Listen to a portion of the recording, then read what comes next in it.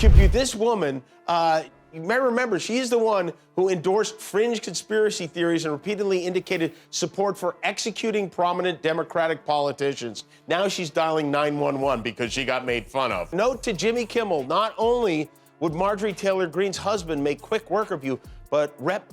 MTG herself would make quick work of you. Kimmel would not last too long if he were interested in engaging in unprovoked, terrible violence against this congresswoman. First, new evidence tonight that we, you, the American people, all of us, we were all lied to. Frankly, we did win this election. We were lied to by Joe Biden. Donald Trump was watching. That much was clear.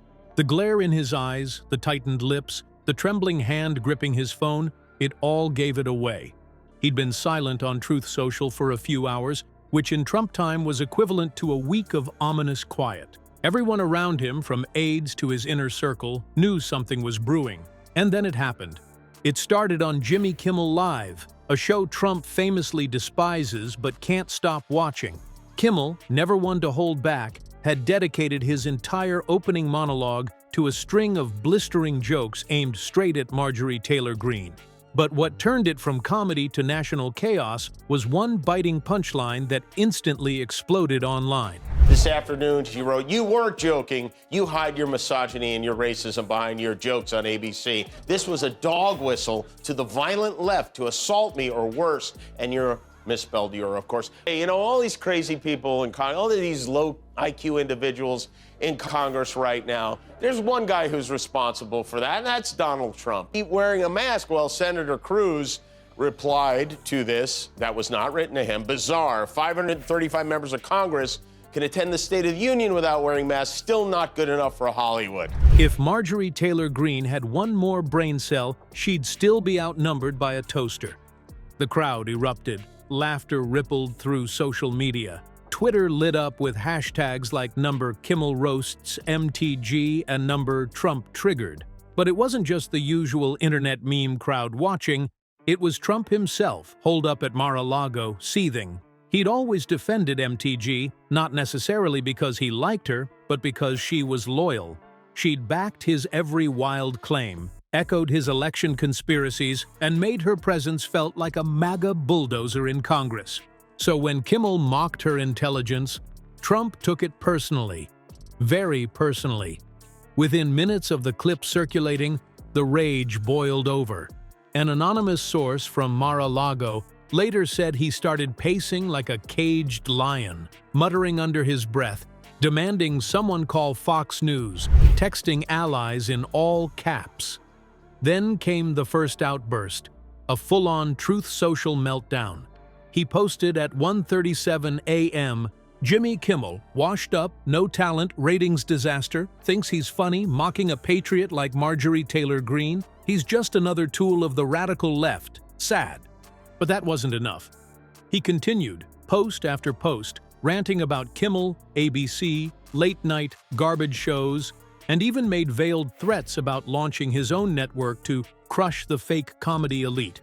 MTG herself chimed in on X, formerly Twitter, posting, "The left is obsessed with me because they fear the truth.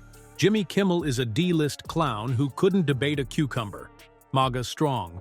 That only made things worse.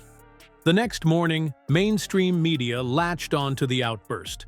CNN and MSNBC had entire panels dissecting Trump's rage. Late-night comedians, not just Kimmel, began joining in. Well, that's nice. She thinks I have fans. I guess that's good. But now listen, not only don't I condone death or any kind of threats against anyone, especially since I get dozens of them a week myself, if she's going to report me to the police, if that's how she wants to play it, I'll report you right back. And I won't go to the police. I'll go to the Justice League. Obama, amnesty. Amnesty, Obama, amnesty. What kind of president needs a no card to answer a basic and predictable question? Colbert cracked, "Trump is mad because someone insulted his favorite echo chamber." Even Trevor Noah, now hosting specials again, joked, "Trump defends MTG like she's the last pack of ketchup at a McDonald's drive-thru." But while the jokes flew on screen, behind the scenes, Trump's camp was scrambling.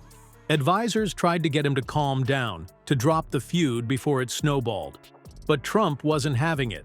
His next Truth Social post included a doctored image of Kimmel in a clown suit with the caption, "Late Night Loser." Then, seemingly out of nowhere, Trump went further, accusing Kimmel of treasonous behavior and suggesting that mocking elected officials like MTG should be illegal. That lit a firestorm of criticism from civil liberties groups, comedians, and even some Republicans.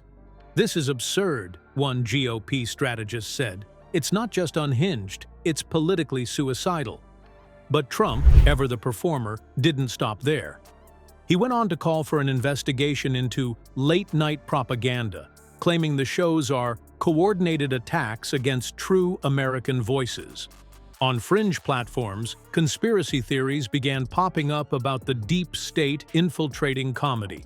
MTG, always eager to escalate, introduced a tongue-in-cheek bill titled The Real Comedy Act, supposedly aimed at holding unfunny hosts accountable. Kimmel, meanwhile, was eating it up. On his next show, he doubled down.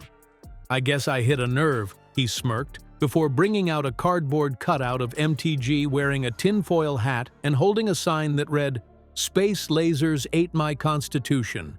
The audience howled. The whole saga turned into a political circus. Trump's base loved his fury, claiming he was standing up to the Hollywood elite, while critics pointed to it as yet another example of his volatility and inability to ignore even the smallest slight. Satirical cartoons emerged, showing Trump and MTG as Batman and Robin fighting the evil villain, Joker Kimmel. As the days passed, Trump's obsession didn't fade. He reportedly asked if the FCC could look into Kimmel's show, even though the agency doesn't control cable content. Legal experts laughed off the idea, but in Trump world, reality often bends around his ego, and he wanted retribution. Kimmel responded once more, calm, calculated, and brutal. When the President of the United States is more upset over a joke than a violent insurrection, you know the punchline is America itself. The line went viral. More clips, more memes, and then came the kicker. MTG launched a fundraising campaign titled Defend Truth, Defend Trump, featuring Kimmel's quote as the lead graphic. She claimed they were under attack by the Hollywood hate machine, and donations flooded in. Trump saw the numbers and doubled down again. "The radical left and their comedy lies won't stop us. We will win," he shouted in a rally in Georgia, again naming Kimmel, whom he mockingly referred to as Jelly Kimmel, drawing roars of laughter from the crowd. But not everyone in the GOP was thrilled. Behind closed doors, strategists feared the feud was distracting from real campaign work. A leaked memo read, "He's fighting comedians when he should be talking about inflation and crime."